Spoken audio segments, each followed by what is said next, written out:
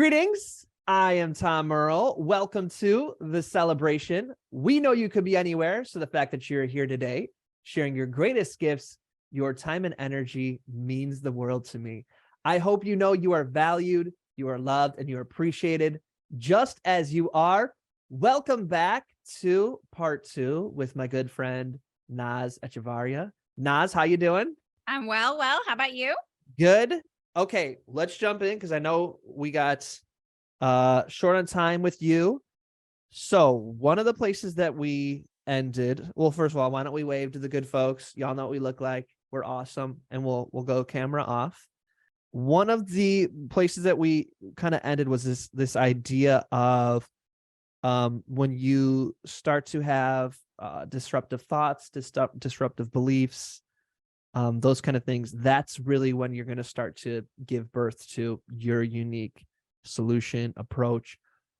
What for you, this word disruptive, you hear it a lot. What for you does that word mean?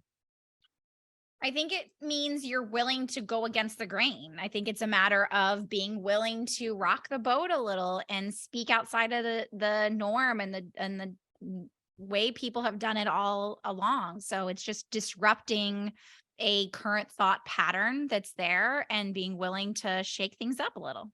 That's awesome. I really like this conversation a lot. Where do you think someone can find the ability to really formulate their own thoughts? Ooh. I mean, I think it just comes down to knowing what I would say it starts with knowing what you want to go, where you want to go. What do you want to be able to see as a change in this world? And then being able to say, well, what is my take on what it requires in order to be able to create that change? And from there, we create our own disruptive thought. But it all starts with the thing we want to change, the result and shift we want to see in the world, and then being able to say, well, what do I believe is necessary in order to achieve that? Nas, do you mind if I get political? No, go for it.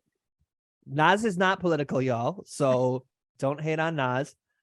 Because what it brings up for me is you have a lot of folks like this past couple of weeks we got to see the chaos of the extreme white supremacist right within the your normal flavor of white supremacy within the Republican Party. And so for those folks, they thought that's disruption.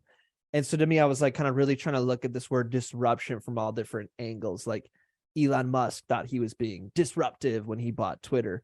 And I guess for me, when I think of disruptive, is that, if it's kind of like your thought process seems maybe shocking or like speaking truth to power. Like I think a lot of people thought Trump was disruptive.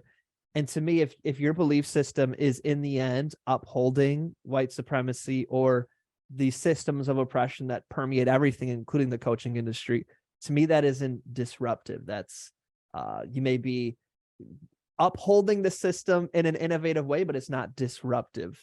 And I heard you say, like, what is the change you want to make? So to me, I think disruption is if you're going to create a belief system or a system that really is bringing us back towards this place where every single person is treated with dignity and respect, and creating the policies and the systems that really create that institutional safety and inclusion. That to me is one of the thoughts that came up when I hear this word disruption. So I want to put that into the space.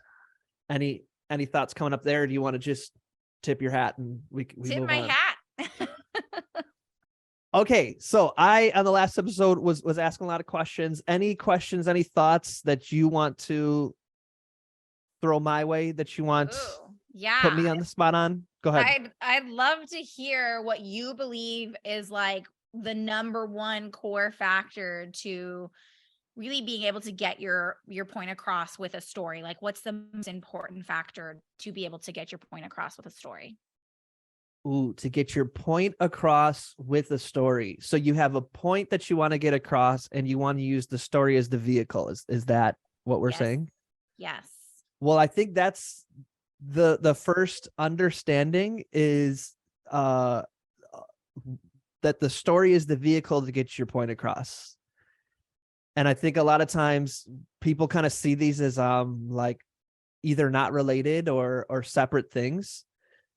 People don't learn by being told what to do. If you have a young one, you will know that I feel like our entire experience on this earth is constantly trying to find our own independence and our own way to do things.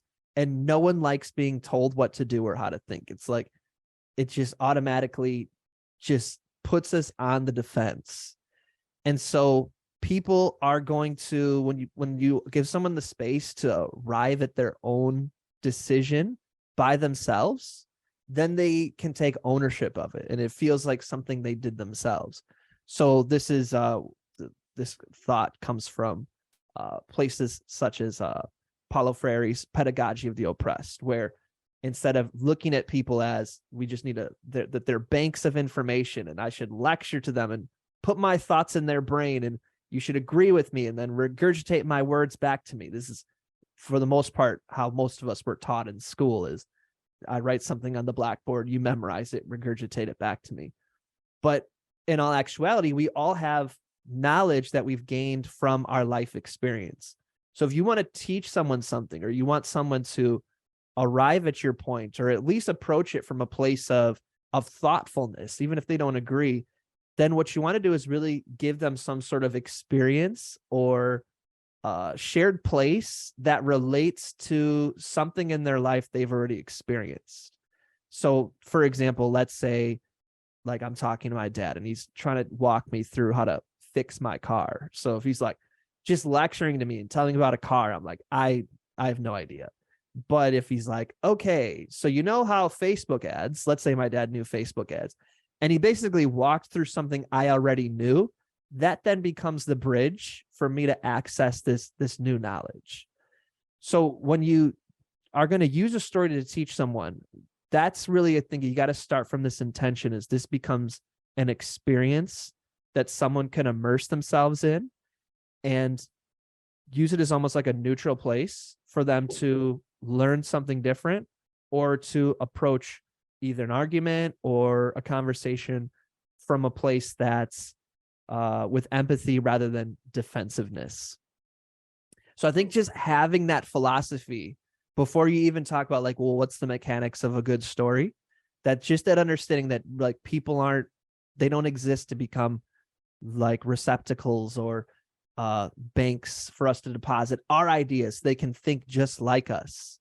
It's more, this person has autonomy. They're their own person and they have a genius already. Even if they know nothing about what I'm going to teach, they already are a genius and they have the answer to the question I'm asking within them. It's going to be different than what you think it is. And the story can become this shared space where we can come to this conclusion together. What do you think about that? I like that. Yeah, you're right. Because I think that is the biggest part.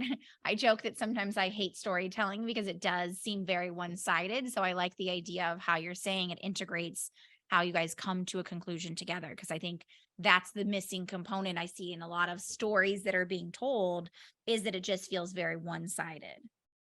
What do you mean by that? I don't know. Like, when we talk about like, we've had this conversation of like, I get bored when people are telling long stories. And I realize that the reason why sometimes storytelling doesn't resonate is because it feels very like it's only about that person. And it doesn't really integrate the person you're telling the story to and how that affects them. So I feel like what you mentioned and what you said, that sparked that idea for me, is that really recognizing how your story affects that person that you're sharing your story with. That is awesome. That is good clarity on what I was saying. And I think ultimately it has to be relevant to the person and to the audience. Yes. And it's kind of like, there are some stories that we will listen to for years over the course of our lives. We're just can't, like, for some folks, it's the Marvel universe. It's really one long story. And that's been around for some of us our entire life, and we're willing to listen to the whole story. Can't wait to listen to more because it's relevant. And then there's stories that are 15 seconds and I'm flipping through after 4 seconds. So true. Yes, you're right. It is really around relevancy, right? Like how relevant does it feel to us, or what resonance does it create within us that allows us to keep sticking around and listening to more? You got me kind of going on an aha train. And I think if you want to make something relevant to somebody's life, you have to have showed them the respect to know their story enough to create a bridge that makes something that's not relevant relevant. Yes. I feel like I heard that one time recently where a bridge has two sides. Maybe this was you that said that there's two sides to a bridge. And so I think if you want to create a bridge, you have to know the side you're going to and the side that you're currently on in order to be able to bridge it. I didn't say that, but I'm happy to have it attributed to me. Love it. You can It's like steal it, run with it now. there you go. That's like Einstein. Everybody just, oh, Einstein said that. Yeah, but he didn't, right? It was just they believed that. What does that look like for you? The idea of making something relevant. What does that bring up for you? I think when it comes to, it's very similar to what you said. I think relevance comes down to how much can I contribute to an idea that feels like I'm bringing something to the table. Because I think that's a really powerful conversation, and a topic we don't talk about a lot is like, to feel relevant, you actually have to bring something to the table, which only circles back to having a disruptive message, right? Being able to have something that you can contribute that feels like it brings more relevance rather than just simply contributes to noise. Can your like disruptive solution be an idea versus a method? I mean, an idea just becomes a method, right? You have to have the idea for it to turn into a method. A method, I feel like, is just the mechanism that brings the idea to life. What do you mean? So, like, let's think of an idea. Let's say that there's this, like, what's an idea you would say that what does it need a method? Maybe you can give me an example and I'll show you what I mean. Maybe this kind of idea of like the teacher, like let's say in coaching, like I as the coach don't need to have all of the answers, and it's like you ask all the questions and then it comes back to me, and it's more like the shared, we all have bring something to this program. Well, I think that at the end, so you mean like as in the coaching industry, feeling like you don't need to have a framework or a process, that there's just kind of a shared experience and that you're developing that together. Is that what you mean? I think I'm answering my own question. Because then it's like, okay, well, what does that look like? And that's the unique solution, right? Yeah. I think, well, and I mean, the reason I say that is because I do have a lot of people who are in the coaching industry who come to me and say, well, I don't have a way I do things. Everything's custom, everything's this. And at the end of the day, we all have a method. There's always a method to an idea. So I feel like it's just the natural progression of how we act it on a idea. Do you know that game where like there's many variations, but more or less like you put something on your forehead that you can't see, but the other person can't see? Oh yeah. Yeah. I feel like that's most people's unique method. It's like, I don't have one. Everyone's like, it's right there. It is right there. Well, and it's funny is I got to a point where I realized that this is so common. It's actually such a good conversation because I think as people who are innovators and who really support others, we don't realize that it is always right in front of us. And I call it proximity genius. That's how often it happens that I felt like I needed a term for it, where when we're so close to something that we can't see it, that I call it like proximity genius, because we're just so close that we can't see that own genius right there, right in front of us. When I think of the word proximity genius, I think of my wife and my daughter, where they're just geniuses and I'm just close to them. Also a great way. Also another good one. That you are so good at naming things. You are so good at naming things. I mean, you gotta think like it's so much easier because when you put a name to something, it gives it like body and you feel like it makes sense. But if you don't put a name to it, honestly, you kind of just feel like you're losing your mind. This is true, but I come from the like, this is kind of how I was taught. The first time I ever had to name something was I've been in bands since I was in 7th grade. And it was always like, well, what are we going to call the band? And so who was our favorite band at the time? Korn. And Korn was always like, call it anything. And if you're great, it'll make the name cool. So I was like, okay, we'll call it whatever. And then I come across you, and like the name you give is cool as well. You know what I mean? I think it's just so powerful. I think when we have a name, it like gives us this good feeling, but then it's such a good way to be able to take an idea. Like just like when I said proximity genius, you automatically created your own version of what that looked like in your head. I know, I get that, but you could call it anything, and you just happen to be someone who calls it something that's very cool. Well, thank you. I love that. I think it's one of your innovative awesomenesses. Oh, I like See, it. like that could have been. It's like, well, what do you want to call this, Tom? Innovative awesomenesses. It's like it's not as cool as what you would have called it. Very true. Very true. I'll take it. Okay, I heard you talk about contributions, and it reminded me of what some of the folks out there tuned in again to this episode is they wanted to know what you were going to say to the question of what do you think is the single greatest contribution someone can do to their own, not short term, not medium term, not right now term, not, I have no other terms, not 4-year term, but a long-term success. It's your message, right? Because your message culminates into everything that you do. It's what you're known for. It's how people remember you. It's how people share what you believe and what you say. It's how we literally turn what we believe in into a complete movement. And I think that's the most powerful freaking thing on this earth. And yet the most often overlooked thing. It doesn't matter if it's in business or in your personal life. I think knowing and believing in a message that you have is what allows us to build a movement, revolutionize the world, create change. And I think that's the single most contributing factor to long-term success. I did not see this answer coming, and yet I should have. And Tom, follow along. How could you not see that? Okay, what it brings up for me is when you think long term, I feel like most people's messages in the long term, your average person is going to change like almost, if not quarterly, yearly.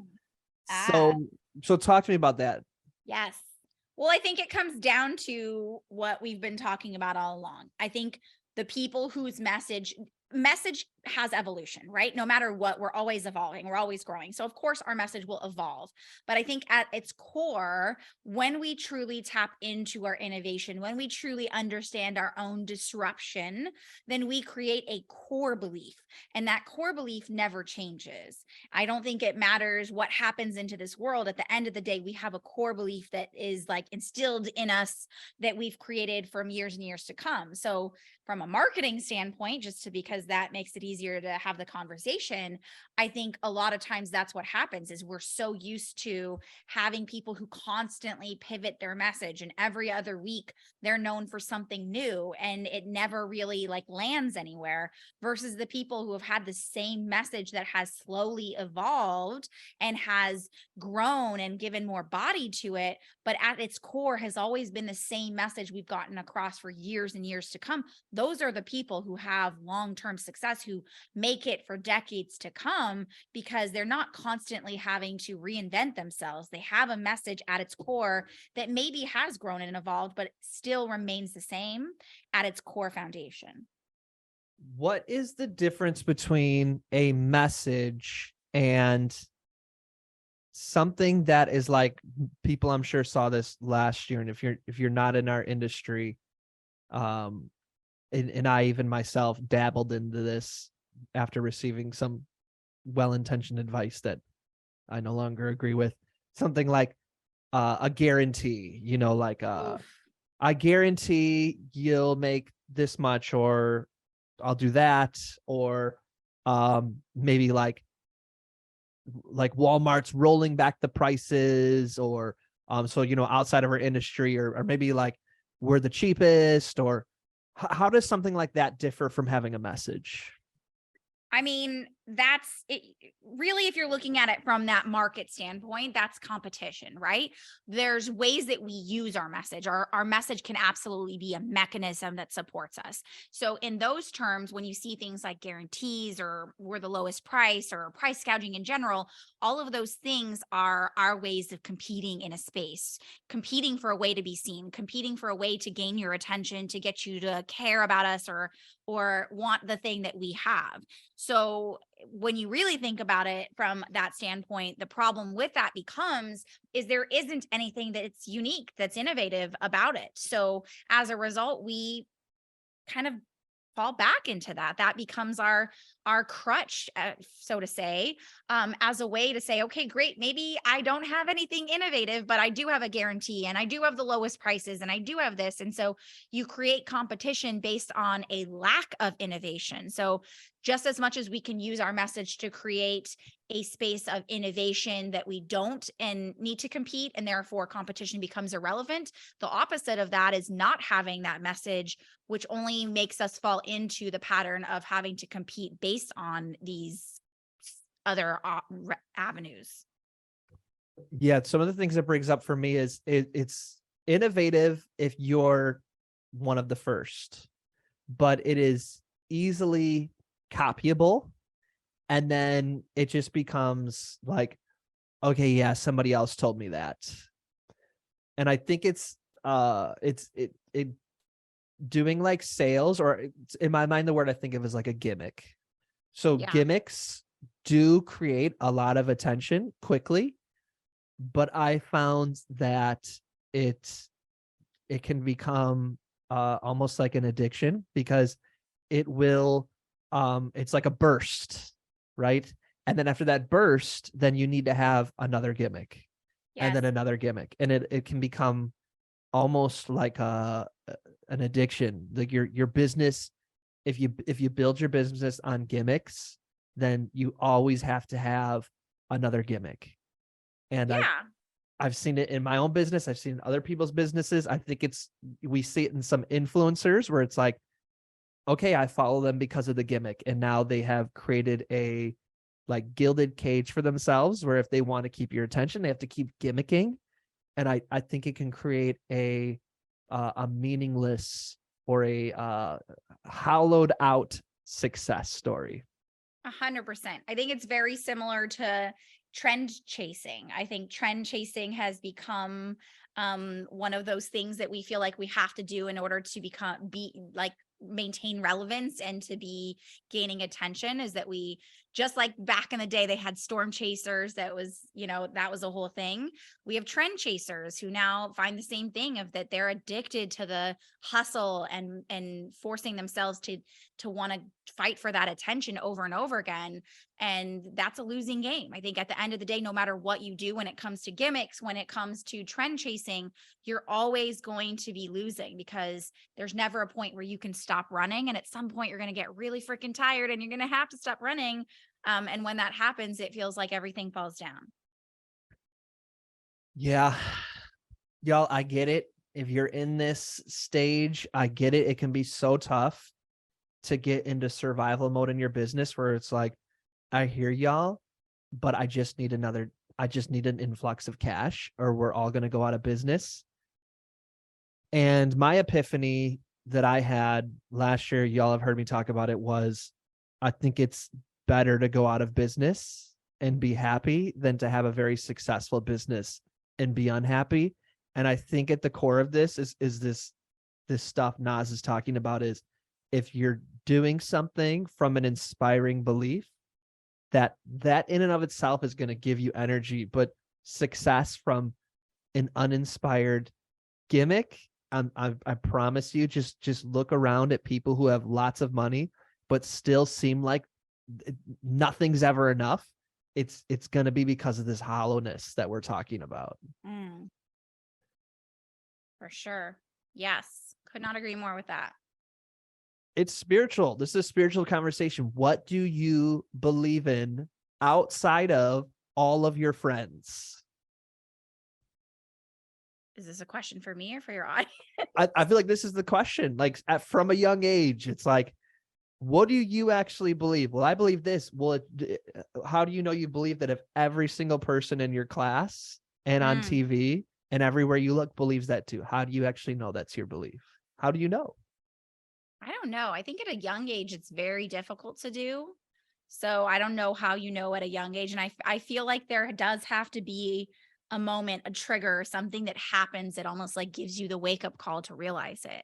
So I don't know. We shared on the last episode. For me, it was that whole idea of unconditional growth. That was mine. But now I kind of want to know what yours was. Punk rock was definitely the start of that for me. Mm, Was like, I think the more I realized that what I had been taught implicitly, like most of what we're taught is taught not explicitly, yeah. where it's like, oh, like for me, the big one was the invasion of Iraq. Was like, oh, this like trajectory of like 9/11 happened, and so we should go get revenge on the people in Afghanistan, but now we're going into Iraq. Like, what? And that just kind of led me on a rabbit hole that, whether you're political or apolitical, just had me start to question, Yeah. is the status quo right? Like, just because it's the status quo? And I I, think I think, go ahead. I Yeah. was going to say, I think one of the things to realize is I feel like it always starts with a question. Mm, I yeah. think when we start to question something, then that's when we start to formulate our own beliefs. Yeah.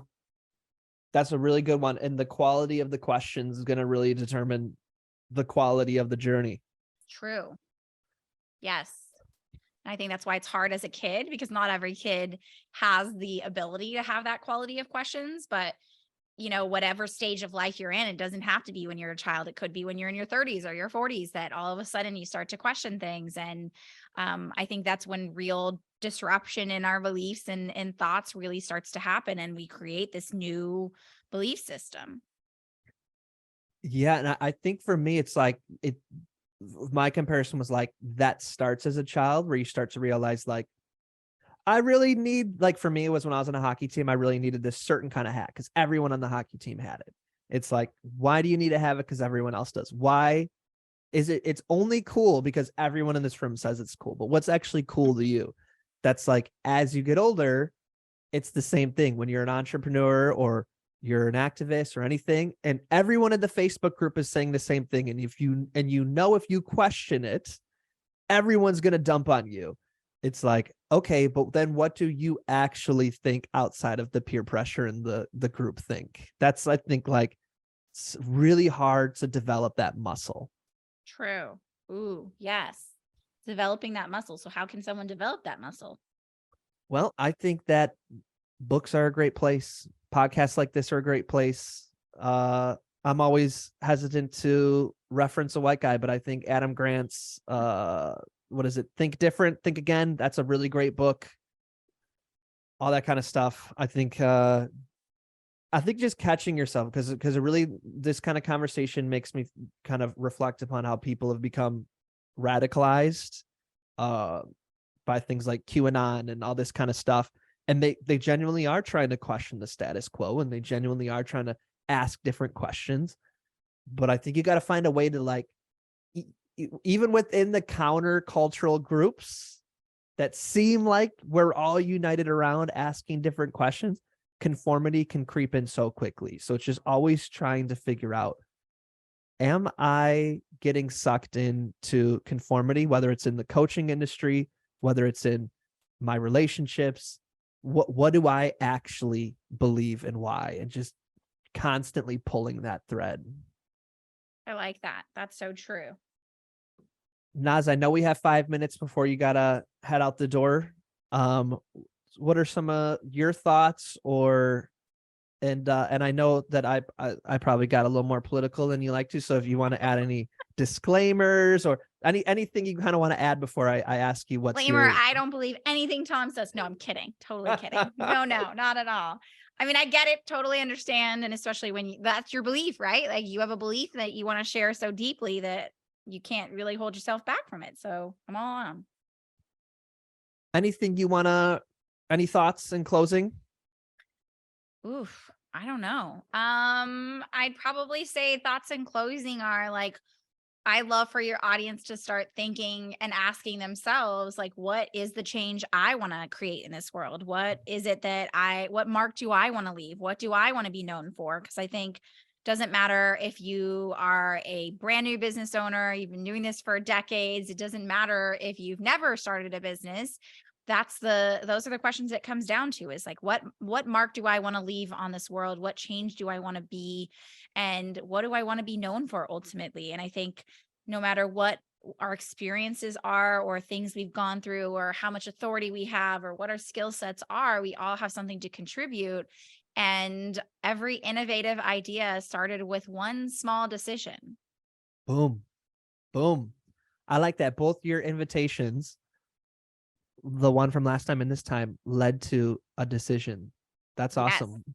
When you come back for another one, let's start off with decisions, talking about decisions. Heck yes. You know, I love decisions. Why don't you plug? Where can the good folks get at you? Yes, I would love if you would come join me learning about how you can develop your own methodology, how you can turn your message into a movement so that your leads sell themselves. You can find me on easyesleads.com or all across socials at Next Level Up CEO. And it's been a pleasure being here, Tom. Thanks for having me. It's my pleasure. Y'all know where I'm at Tomrell Artist or tomrell.me/DCM invite. Nas, this is so awesome. I'm so grateful. I'd love to have you as a regular guest. Yes, I'm in. Boom. All right, my friends. As always, we're wishing you peace and blessings. Thank you. One more thing.